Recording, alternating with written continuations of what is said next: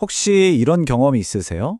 정말 오랫동안 기다렸던 약속이 자꾸만 미뤄져서 실망했던 경험이요. 이게 사실 우리만 겪는 고민이 아니었나 봐요. 무려 2000년 전 사람들도 똑같은 문제로 골머리를 앓았다고 합니다. 그래서 오늘은요, 바로 이 약속의 지연이라는 문제에 정면으로 맞서는 아주 오래된 지혜, 베드로후서 3장을 한번 제대로 파헤쳐 보겠습니다. 자, 모든 갈등은 바로 이 질문에서 시작됩니다. 아니, 그래서 그분이 오신다는 약속은 도대체 어디 있는 겁니까? 이거 그냥 궁금해서 묻는 게 아니죠. 이건 믿음의 뿌리 자체를 흔들어버리는 아주 날카로운 조롱이었어요. 이 한마디가 당시 사람들에게 얼마나 큰 불안과 의심을 심어줬을지 한번 상상해 보세요. 바로 그 날카로운 도전에 대한 대답, 그게 바로 오늘 우리가 살펴볼 베드로후서 3장에 고스란히 담겨 있습니다. 근데 이게 그냥 힘내세요 하는 식의 위로가 아니에요. 아주 논리적으로 또 믿음으로 정면 돌파하는 강력한 반박문이라고 할 수 있죠.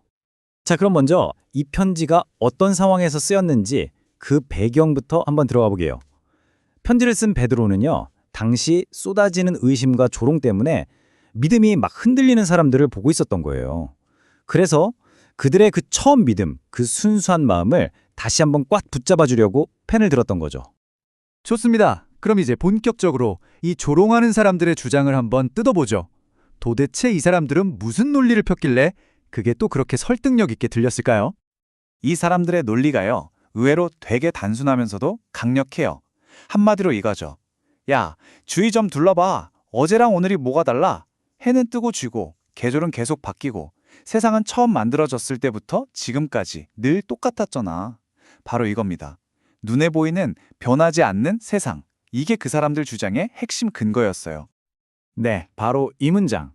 만물이 처음 창조될 때와 같이 그냥 있다. 이게 그 사람들 논리의 모든 것이라고 할 수 있습니다. 눈에 보이는 이 세상의 일관성을 방패 삼아서 눈에 보이지 않는 어떤 엄청난 변화의 약속 같은 건 그냥 말도 안 되는 소리라고 일축해버린 거죠. 자, 이제 판이 뒤집힙니다. 베드로의 반격이 시작되는데요. 그는 세상은 변하지 않는다는 이 주장을 바로 역사를 끄집어내서 반박합니다.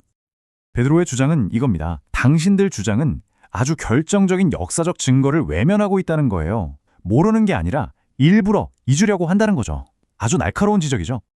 바로 이 지점에서 완전히 다른 두 개의 세계관이 꽝 하고 부딪히는 걸 볼 수 있습니다.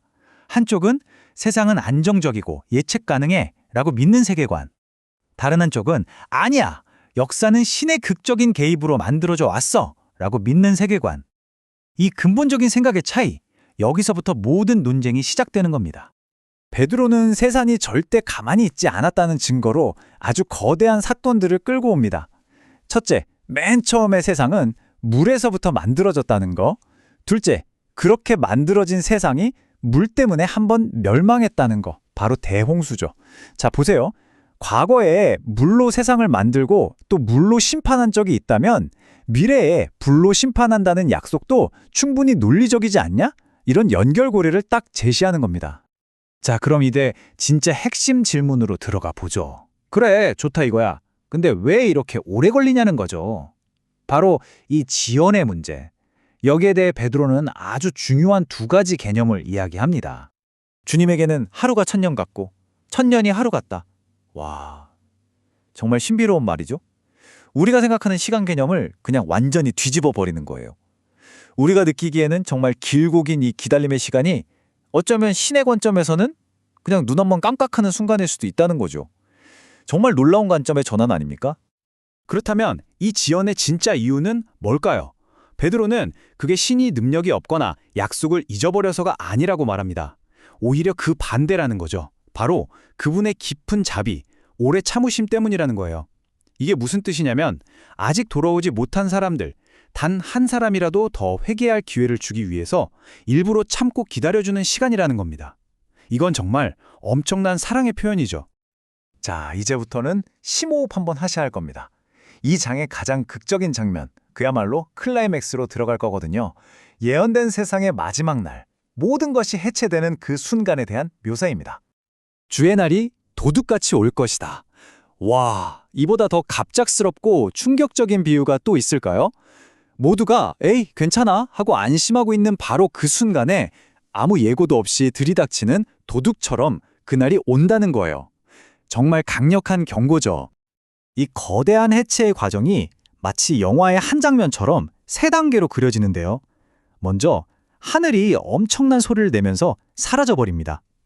그리고 두 번째, 이 세상을 구성하는 모든 물질들이 뜨거운 불에 다 녹아내리고요. 마지막으로 우리가 서 있는 이 땅과 인류가 만들어온 모든 것들이 남김없이 불타버립니다. 정말 상상만 해도 압도되는 장면이죠. 자, 이렇게 모든 게 다 사라진다면 그럼 우리에게 뭐가 남을까요? 중요한 건 이 이야기가 그냥 파괴해서 끝나지 않는다는 겁니다. 이 모든 걸 알게 된 지금, 우리는 그럼 어떻게 살아야 하는가? 라는 아주 현실적인 질문으로 우리를 이끌어가죠. 그래서 베드로는 이렇게 묻는 겁니다. 이 모든 것이 이렇게 다 풀어져 버릴 텐데 여러분은 도대체 어떤 사람이 되어야 마땅하겠습니까? 보세요. 무슨 일이 일어날까?에서 그래서 우리는 어떻게 살아야 하나?로 이야기의 중심을 확 옮겨오는 거죠.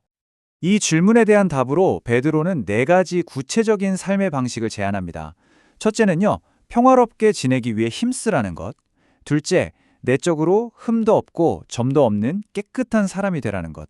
셋째, 모든 말과 행동에서 거룩하고 경건하게 살라는 것. 그리고 마지막으로 이 기다림의 시간을 왜 이렇게 안 와? 하고 조급해하는 게 아니라 다른 사람들을 위한 구원의 기회로 생각하라는 겁니다. 정말 실질적인 조언들이죠. 그리고 이 모든 것의 끝에 이 본문이 제시하는 궁극적인 희망이 있습니다. 그건 바로 파괴가 끝이 아니라 의가 가득한 새로운 하늘과 새로운 땅, 즉 완전한 회복과 새로운 시작을 바라보는 겁니다.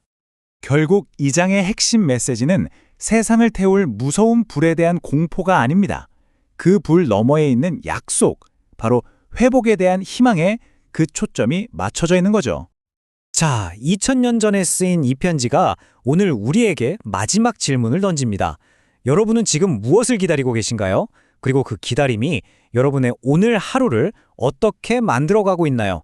어쩌면 끝을 어떻게 생각하느냐가 바로 지금을 어떻게 살아야 하는지 결정한다는 것. 이것이야말로 베드로후서 3장이 우리에게 남긴 가장 깊은 울림이 아닐까 싶습니다.